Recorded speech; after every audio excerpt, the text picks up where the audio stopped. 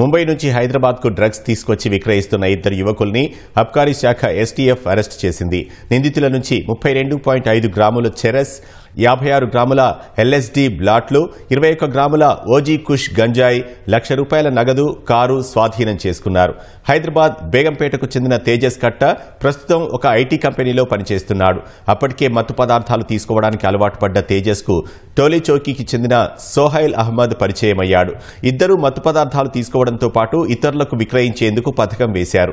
15 రోజులకోసారి కారులో ముంబై వెళ్లి charas, LSD బ్లాట్లు, OG కుష్ గంజాయిని నగరానికి తీసుకొచ్చి విక్రయిస్తున్నారు. ఇటీవల ముంబైకి వెళ్లిన ఇద్దరు డ్రగ్స్ తీసుకొస్తున్నారు. ఈ సమాచారం అందుకున్న అబ్కారీ శాఖ ఎస్టీఎఫ్ ఇన్ఛార్జి అంజిరెడ్డి హైదర్ షా కోర్టులోని సన్ సిటీ దగ్గర తనిఖీలు చేపట్టగా తేజస్, సోహైల్ చిక్కారు. కారుతో పాటు డ్రగ్స్ ను స్వాధీనం చేసుకుని శంషాబాద్ అబ్కారీ స్టేషన్లో అప్పగించారు.